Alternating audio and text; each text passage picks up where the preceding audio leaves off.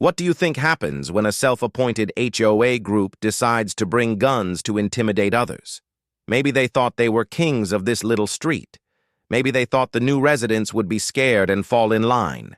But they made a deadly mistake. They pointed guns at the home of a woman, and that woman just happened to be the real sheriff. This is a story about arrogance, abuse of power, and how true justice crushes those who hide behind a facade of authority. You won't want to miss a single second of it. I still remember that afternoon vividly.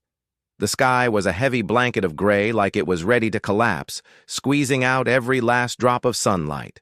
The first seasonal winds carried dust and golden leaves, swirling around the porch of our new home. We had only moved into East Summit less than a week ago.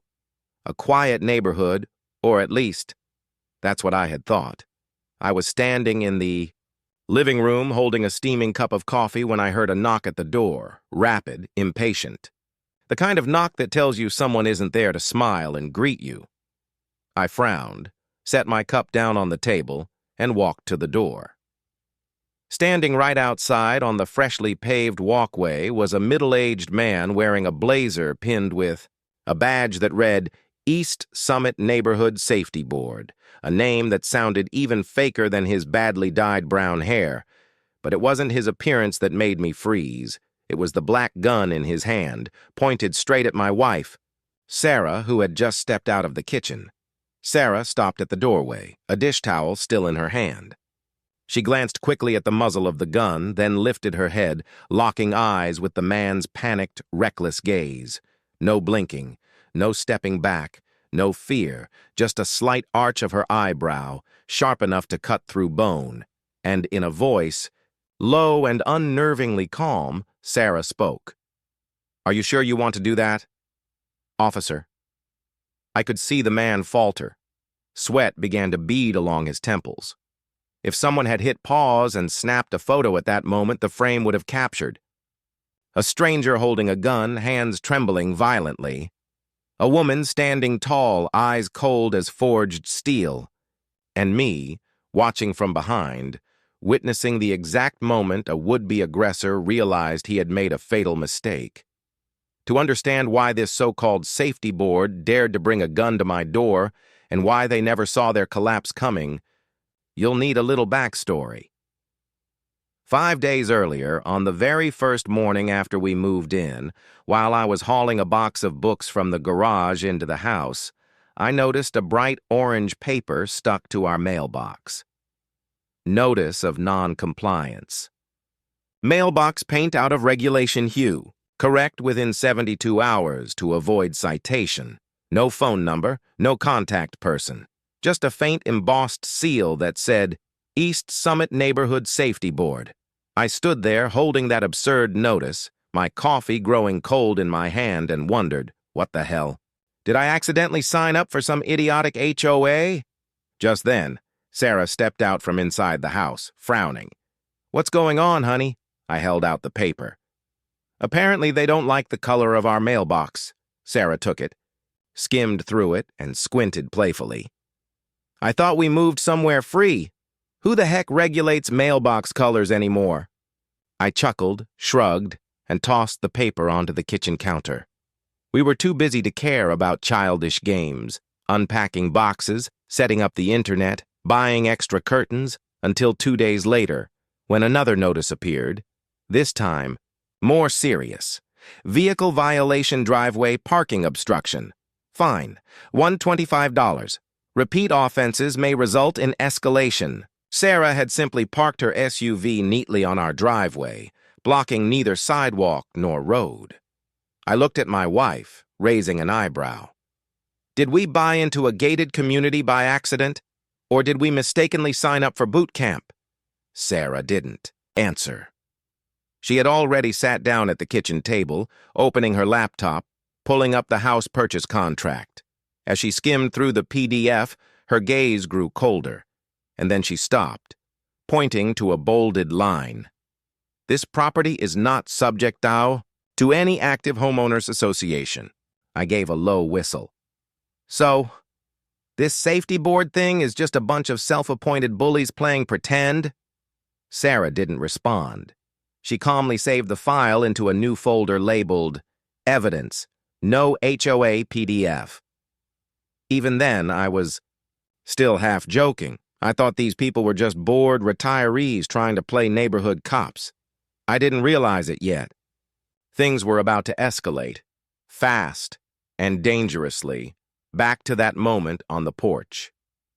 The man still stood there, gun trembling. Sarah tilted her head slightly, eyes never leaving him. "Drop the weapon. Put the gun down now. You are violating federal law by brandishing a firearm at a lawful homeowner." Each word was like a hammer blow against his skull. I saw his lips tremble, and then, with a slow, dreamlike motion, he let the gun clatter onto the porch step. Sarah stepped forward, motioning for me to stay back. In swift, practiced movements, she kicked the gun safely away, pulled a badge from her back pocket, and held it up to his face. "Sarah Monroe, Sheriff of Eastmont County. You're under arrest for an armed threat against a lawful resident." You want to know what made me laugh inside? That man, the one who thought he was some kind of HOA enforcer, had just pointed a gun at a real sheriff. And now, all he could do was tremble and wait for the real cops to arrive. If you asked me what the very first sign was that things would turn bad, I wouldn't say it was a late-night knock at the door. Not the sound of gunfire, not even the threat of violence. No, it all started with a mailbox. A mailbox. And a stupid, orange piece of paper. On the second morning after moving into East Summit, I strolled out to the front yard planning to check the mail. We hadn't even unpacked all the boxes in the garage yet. Sarah was still busy configuring the Wi-Fi system inside. The curtains still dangled half-hung by the windows.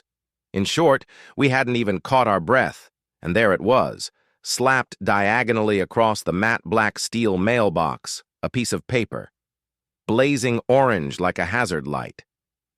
Bold Arial 72 font, as if worried the blind might miss it. It read, "Notice of non-compliance mailbox paint out of regulation hue. Correct within 72 hours to avoid citation. No greeting, no explanation, no phone number to call with questions.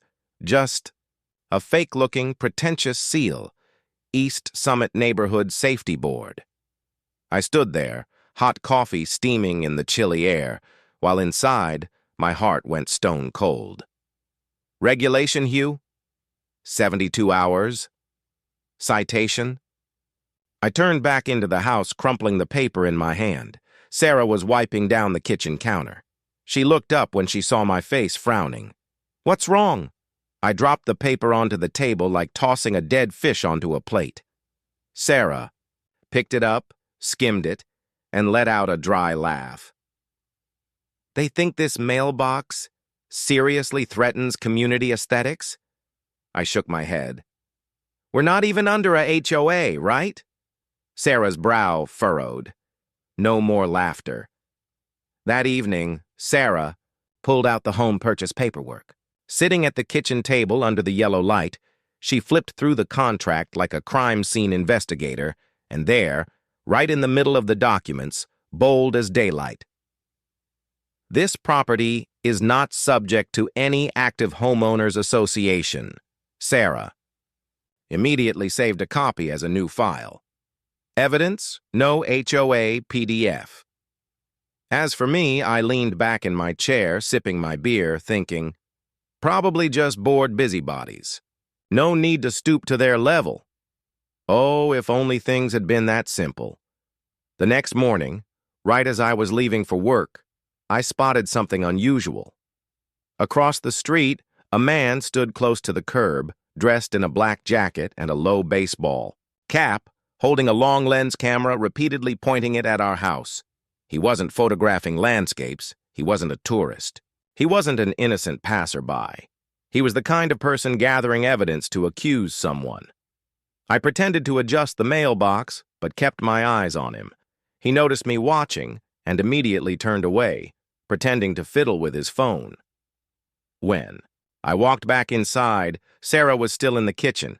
I told her what I had seen, and for the first time, I saw a darkness cross her gaze. "Maybe we should install security cameras tonight," Sarah said, without a hint of jest. That night, I climbed up onto the porch roof, installing 4 new cameras, 2 facing the front, 2 covering the backyard. Sarah programmed them to stream directly to both our phones. We knew when someone starts lurking around your house, things are not going to end with silly warning papers, and sure enough, we were right. If the mailbox with the wrong regulation hue was the opening shot, then the vehicle violation notice about Sarah's SUV was the warning strike from the self-proclaimed safety board aimed squarely at us. That morning, just as I opened the garage door to head out, I spotted a plastic envelope stuck tightly under the windshield wiper of Sarah's SUV, neon yellow, the exact color you'd use to warn about toxic waste. I frowned, yanked it off. Inside was a pre-printed notice. Vehicle violation notice, driveway parking obstruction, fine, $125, repeat offenses may result in escalation. I read it 3 times over, trying not to laugh out loud. Sarah's SUV was parked neatly in the middle of our own driveway, not blocking the sidewalk, not blocking the street, not jutting into public property, simply parked, exactly where it should be, on land we bought and paid full property taxes on every year. I angrily tore the paper in half and tossed it into the trash can near the door. But Sarah, as always, didn't react impulsively. She picked up the torn notice, carefully reading every word. "What exactly do they mean by escalation?" I grumbled. Sarah looked up, eyes cold. "Could mean more tickets, could mean threats of court, could mean dirtier tactics." She paused, then calmly pulled out her phone and started snapping photos. The SUV parked neatly. The clean driveway. No obstruction whatsoever. Evidence. Indisputable.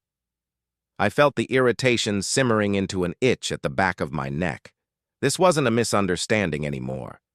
This was a power play. That very evening, we found another letter, hand-delivered, jammed straight into the front door slot. No envelope, no stamp, just a crumpled piece of paper. Notice of escalation. Due to repeated violations, East Summit Neighborhood Safety Board reserves the right to initiate further action, including but not limited to property liens, fines, and enforcement measures. Compliance is mandatory. I clenched the paper in my fist. Property lines, fines, enforcement measures, on land with no legitimate HOA, on property with clear documentation stating, not subject to any community governance body. Sarah stepped over, skimmed the note, then nodded. "All right, it's time we show them. They messed with the wrong people." That night, in the living room, bathed in the soft yellow glow of the lamp and the whistling wind outside, Sarah drew up an action plan. Gather all evidence. The violation notices, surveillance footage, photos of the properly parked vehicle. Double-check. The property records. Confirm again that our lot was exempt from HOA authority. Contact an attorney. If necessary, initiate legal action. As for me, I started closely monitoring anyone who came near the house. Installed additional motion sensor lights around the porch. Set my phone to alert me instantly if the cameras detected movement. We didn't move to East Summit to become prey. And we sure as hell weren't going to bow down to a bunch of self-appointed overlords. That night, as I gazed out over the driveway, watching Sarah's SUV resting quietly under the dim porch light, I thought to myself, we bought a home for freedom. Not to play HOA's slave with a bunch of fake community security clowns. And deep down I knew this was only the beginning. 3 days after the so-called notice of escalation, I started noticing strange things happening. At first, it was just a vague feeling. The kind you get when you're standing outside and suddenly the hair on the back of your neck stands up, even though there's no sound around. That morning, while I was trimming the rose bushes in the front yard, my eyes casually drifted across the street, and I saw him.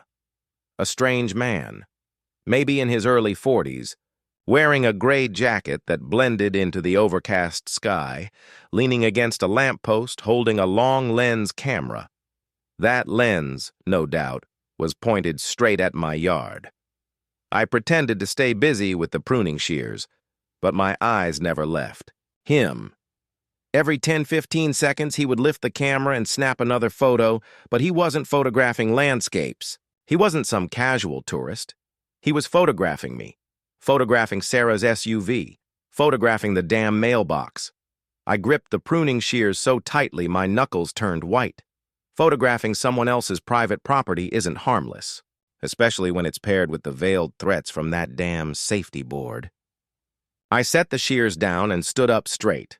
Without a word, I walked straight toward the street, eyes locked onto him. When we were about 20 meters apart, he noticed me. Immediately, like a rat caught in a floodlight, he flinched, dropped, his camera down, and turned to walk away. Faster than any casual walker should. I didn't chase him. No need to give them an excuse to flip the script on us. I turned back toward the house, pulled out my phone, and opened the security camera app. Thank God for Sarah's caution. The front porch camera had caught his face and suspicious actions perfectly. That night, after dinner, Sarah and I sat in the living room, watching the footage on the big screen.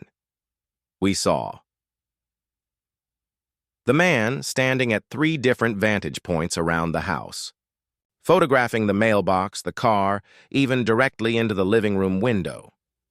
Sneakily pulling something from his jacket pocket, jotting down notes and tucking it away. Sarah leaned back in her chair, arms crossed. No doubt about it. They're gathering evidence to try to nail us for some fake community violation. I lightly punched my thigh in frustration. What do we do, call the police? Sarah smirked. Call the police? You're talking to the police. Right. Sometimes I forgot. Under that simple exterior, Sarah Monroe was the active sheriff of all Eastmont County, not just a cop, the highest-ranking law enforcement officer in the region. Immediately, Sarah started drafting an internal incident report, logging dates, times, and events, a folder of extracted images from the security cameras, snapshots of the threatening letters from the neighborhood safety board. Sarah also made a clear decision. No direct confrontation. No street fights. Continue gathering evidence for a few more days. Prepare for legal action. Formal, thorough, and deadly precise. If we struck, we would strike in a way that left no way out. Over the next 2 days, our cameras captured more. A black sedan with unfamiliar plates circling the block repeatedly. A short-haired woman pretending to walk her dog but constantly sneaking glances into our yard. Flashlights flickering across the backyard in the middle of the night. Sarah stayed calm, as if it were nothing but wind brushing against the porch. But I knew, inside, she was a coiled trap, waiting for the right moment to snap shut. On Friday night after dinner, Sarah closed her laptop. She looked at me, her eyes gleaming like forged steel. Tomorrow, we will show them who really holds authority in the East Summit. And I, seeing my wife's face under the soft yellow light, couldn't help but feel a storm was brewing. But this time, the storm wouldn't crash down on us. It would crush that arrogant fake HOA into dust. Saturday morning. The air over East Summit was thick with something heavy. The sky cloudless, the sun harsh, but the wind cold, a strange kind of weather that seemed to foretell something big about to happen. I was out in the front yard, adjusting the sprinkler system. Sarah sat on the front steps, phone in hand, eyes scanning the neighborhood steadily. We didn't have to wait long. At exactly 9 a.m., a convoy of vehicles appeared at the end of the street. Leading was a stark, white SUV with a homemade decal slapped on the side reading Neighborhood Safety Board in awkward block letters. Following it were 3 pickup trucks, all carrying familiar faces. the ones who'd been circling our home, snapping photos in the past few days. The convoy stopped right in front of our gate. A man got out first. No introduction needed. We knew he was their leader. Overweight. Wrinkled suit. Plastic badge gleaming under the sun. His name, as we had already found out, was Frank Delaney, self-proclaimed president of this so-called Neighborhood Safety Board. Frank swaggered up onto the sidewalk like he was about to announce an official eviction, one hand clutching a thick stack of paperwork, the other resting casually, yet purposefully, on his hip, where a pistol peeked out from a leather holster. Deliberate move, weaponized intimidation. I stood up straight. Sarah tucked her phone into her jacket pocket and stepped up beside me, her gaze cold as forged steel. Frank stopped about 3 meters away, inhaled deeply like he was preparing to sermonize. We have documented multiple violations of neighborhood safety regulations, repeated non-compliance. Under authority vested by the East Summit Neighborhood Safety Board, we are compelled to initiate appropriate enforcement measures. Sarah raised one eyebrow. Enforcement? What exactly do you think you're about to do? Frank smirked. If you refuse to cooperate, we are authorized to enforce property liens, vehicle removals, and administrative fines under community regulations. I nearly burst out laughing. Community? Regulations? Authority from which black hole? But Sarah didn't laugh. She simply took a subtle step back, her voice even. You're granting yourself powers the law doesn't recognize, and I'd advise you to be very careful about how you're brandishing that weapon. Frank glanced, nervously at the gun on his hip, awkwardly trying to cover it with his stack of papers. We're merely following proper community safety protocols. Sarah shook her head, her eyes sharp as a blade. I'll show you what proper protocol really looks like. And then, in a move faster than a striking snake, Sarah whipped out her sheriff's badge from her jacket pocket, holding it up in front of him, not just the badge. She also disengaged the retention strap on the Glock 26 at her waist, sending a crystal-clear message. She wasn't here to negotiate. Frank frozen. The whole crowd behind him went deathly silent.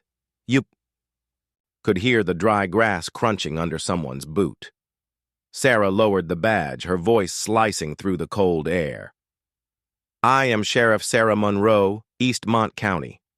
Under state law, you are currently committing criminal trespassing, armed intimidation, impersonating a government entity. I am ordering you to disarm, cease all threatening actions, and leave this property immediately. Failure to comply will result in immediate arrest. Frank was speechless. His face went from flushed red to ghostly pale. One of the guys behind him started backing toward the truck, mumbling something unintelligible. The air tightened like a spring wound, too, far.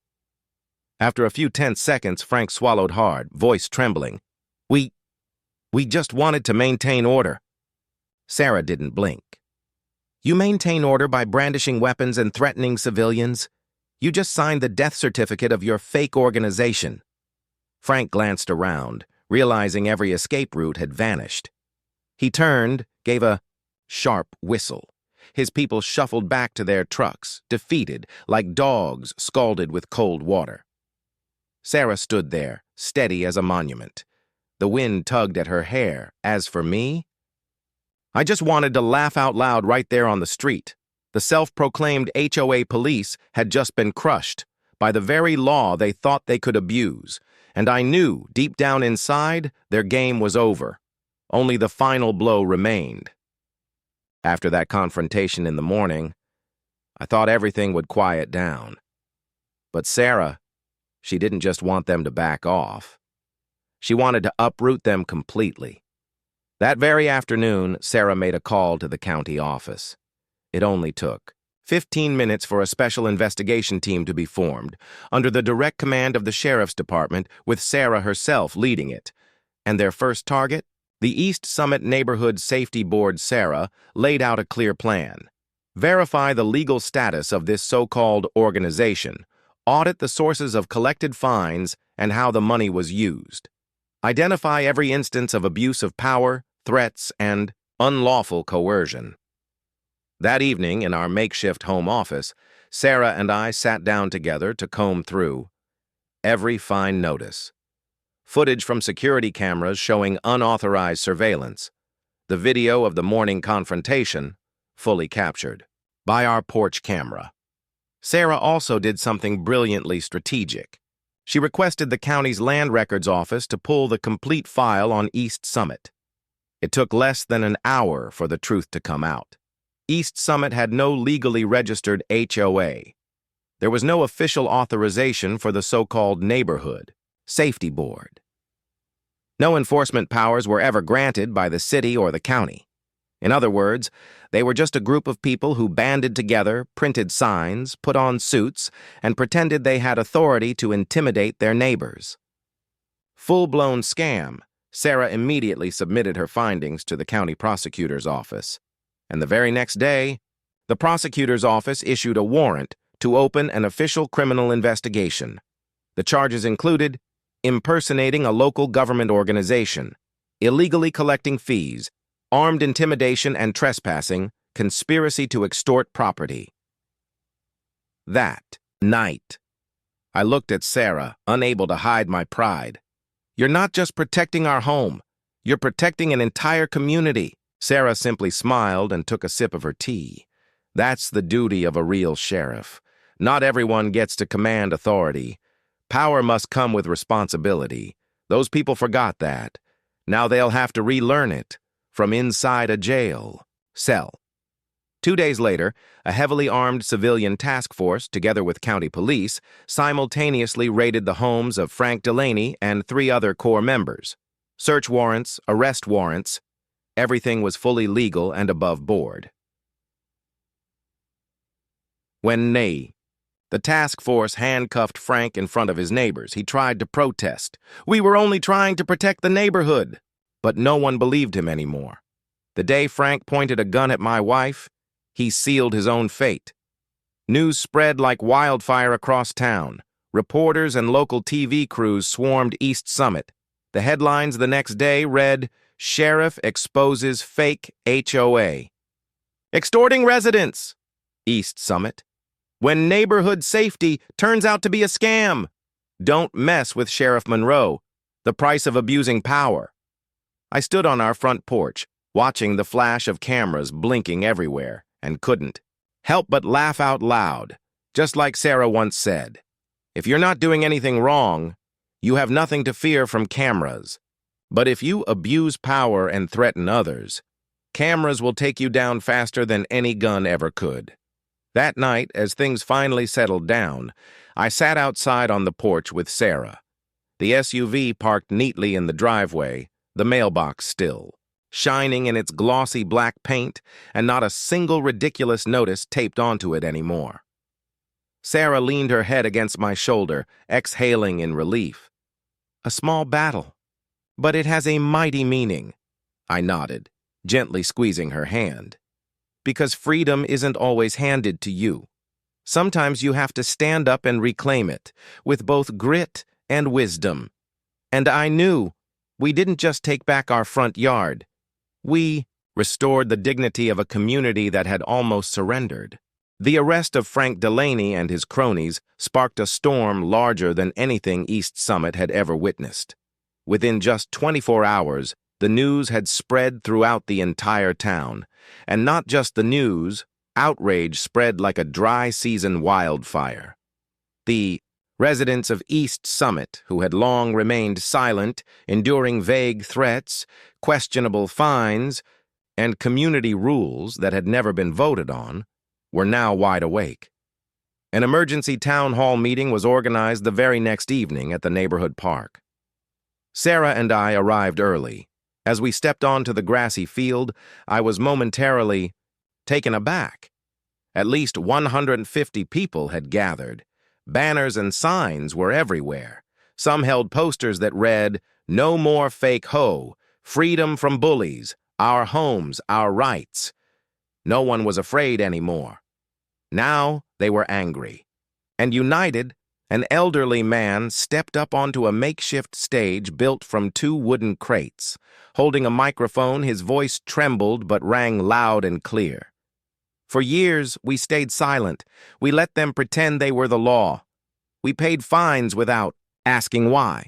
But today, thanks to Sheriff Monroe, we know. We never had to fear them. Thunderous applause roared across the park. I glanced at Sarah. She stood still, face calm, eyes blazing with conviction. Without saying a word, her actions had already spoken volumes. One by one, residents came forward. Someone spoke about being fined for having grass over 2 inches tall. Another recounted being threatened with towing for improper parking on their own driveway. Someone else revealed they were charged a house number renewal fee, a completely made-up charge.